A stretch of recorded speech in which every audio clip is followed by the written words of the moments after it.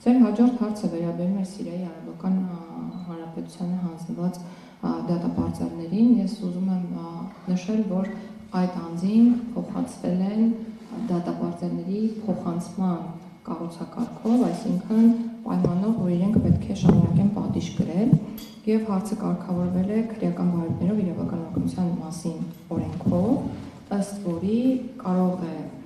process-ը իրականացվել փոխադարձության սկզբունքի հիման վրա։ Եվ դա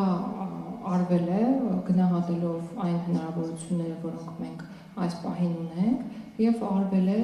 նաեւ Սիրիայի հետ հարաբերությունները բարելավելու, Սիրիայում հայ համայնքի իրավունքների պաշտպանությունը ավելի արդի դարձնելու նպատակով։ Այսինքն մենք արգելված է Թուրքիայի միջոցով իրականացնելու։ Ավելի տեսեք, մենք գնահատել ենք փոխանցելու ճանապարհները, քննարկվել են նաև այլ ճանապարհներ, նաև Թուրքիայի հետ հարաբերությունների լավացման համատեքստում եւ ոչ միայն այդ համատեքստում, իրականում օբյեկտիվ հնարավորությունների գնահատման համատեքստում եւս ընտրվել է այդ ճանապարհը եւ վստահաբար չկա որևէ արգելք, որևէ պետության միջոցով այդ փոխանցումը իրականացնել։ Եվ այսքանը Ես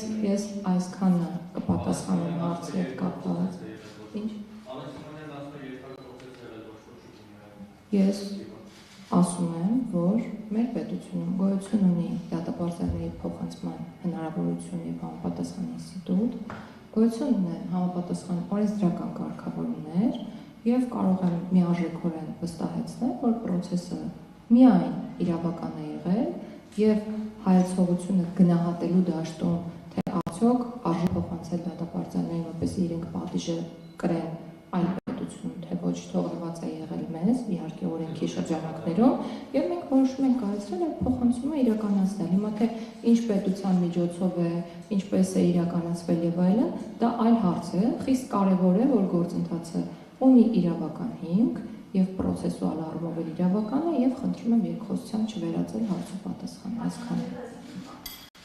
Կա համապատասխան օրենք, ես նշեցի օրենքի անունը, որը մեզ հնարավորություն է տալիս փոխադարձության սկզբունքը հաշվի առնելով իրականացնել դատապարտարների փոխանցում այսքան։ Շնորհակալություն Արմատ մեդիա Ամալիա Առաքելյան։ Չէ, ես մի հարցի չպատասխանեցի Սահմանադրության Սահմանադրական խորհրդի հետ կապված, Սահմանադրական խորհուրդը գործում է ակտիվ կերպով, նիստերը հրավիրվում են այլևս ամեն շաբաթական կտրվածքով, հանրության հետ կոմունիկացիայի տեսանկյունից նիստերը ազատ են, լրագրողները կարող են համենալ եւ մասնակցել այդ նիստերին եւ լուսաբանել այդ նիստերը, կարող են, համեցեք, ազատության լրագրողներից եղել է, որ եկել է։ Գործընկերներ, նիստը փակ չէ, ուղղակի ընթացակարգ գոյություն ունի, խորհուրդը պետք է քվեարկի,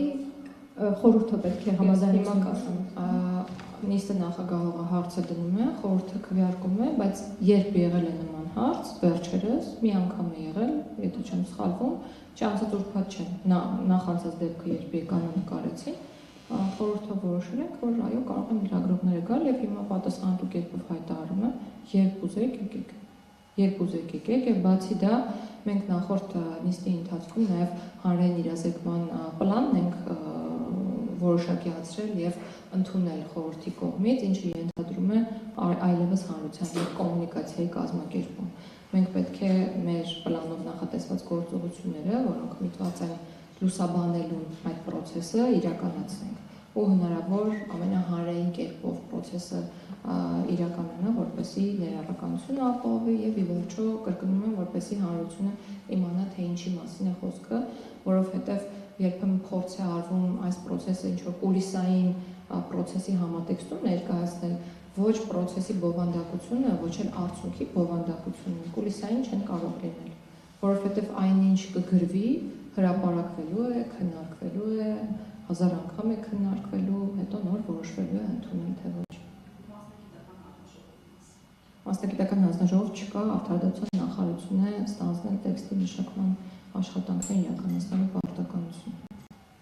Արմատ մեդիա։